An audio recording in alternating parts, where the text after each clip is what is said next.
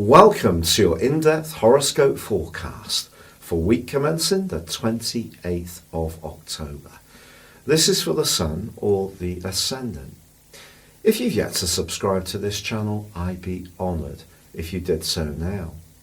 This week begins in glittering fashion. We have a new moon in the sign of Scorpio. Think of the things that you really value. Not just at a superficial level, but really deeply. Now this could be a friendship, it could be a romance, it could be a car, it could be a material item. Whatever it is that's important to you, it's going to take on more significance over the next month. But this new moon throws up a little bit of a curved ball because in opposition is Uranus, the planet of surprises, of change, of revolution, of independence and freedom. Yet both the Sun and Uranus are located in fixed zodiac signs. That means signs which prefer the status quo. And that's interesting because Scorpio energy is about transformation, but often Scorpio people are happier to stick with what they know, and then change when it happens in rather a major way. So this particular new moon does point towards really being in touch with the things we value, but also being flexible because some things could be altering. Now, because Scorpio can also be about long-term resources, it can be about insurance, it can be about savings, pensions, property, business, entrepreneurship. With Uranus in opposition, this is asking us to be very open-minded.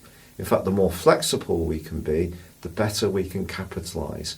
And there may be some sudden opportunities to make some real progress. But equally, we could have a situation where someone tries to push us out of a way of being, a habit, a ritual that actually we're more comfortable with.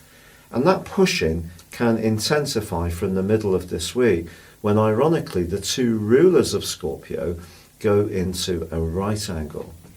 Mars is in the principal sign of Libra, and Pluto is in the very traditional sign of Capricorn. So it's possible that some kind of shift in a relationship, and it could be around finance, it could be about who does or contributes what, it could be about intimacy and sexual relations, but some kind of shift is possible this week. And also from Thursday, Mercury, the planet of communication, puts the brakes on and goes into a retrograde that will last through to the 19th of November. This suggests that some things could be stop and start. Things that we had planned upon may be subject to alterations, not just because of the retrograde, but because of Uranus's impact too. But Venus moves on Saturday into the sign of Sagittarius.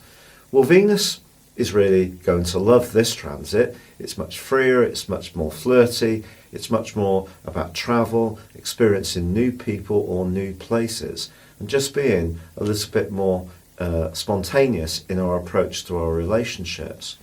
But it's also about truth. So if a truth of a relationship needs to be tackled this week on the back of the tensions that are created by Mars in its square with Pluto, or the need or desire for change, or the restlessness that comes from this new moon, that we crave for something more meaningful in our life, perhaps beyond the things that have sustained us so far, then it does seem that we do need to go with the flow at some levels.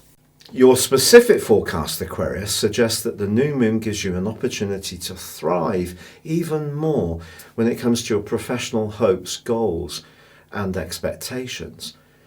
But in order to make progress, you can fall back on a part of your nature that sometimes society has not been quite ready to embrace, which is your ability to be very original, unique in your approach. And now that can seem to curry a lot more favour for you. So have the confidence to be uniquely yourself. True, Mercury does go into a retrograde from Thursday, so there could be last minute changes of plans. You may find yourself being obstructed by someone or a situation that you did feel that was good for you, but just flex.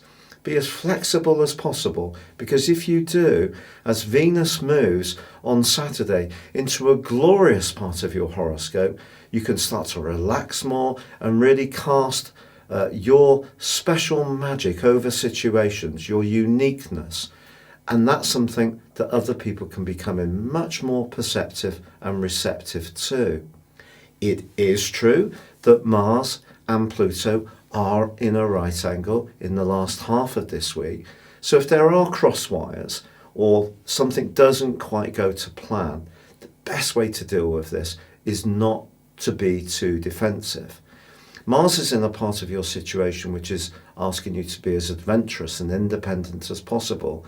But Pluto's in a deeply psychological area, and it is possible that something that isn't really worth investing the energy in, not worth giving the oxygen to, could actually inflame your passions in a way which is a bit out of character. But try to keep that sense of proportion which you're so famous for, because by the end of this week, you may be quite delighted at how things are developing, because you have an opportunity to really showcase the real you. Thank you so much for having joined me. If you'd like to understand what year 2020 would hold for you as an individual beyond your zodiac sign, please click on the link beneath this video. You can get the rest of this year free, plus 2020, and get 30% off. But for now, good luck and goodbye.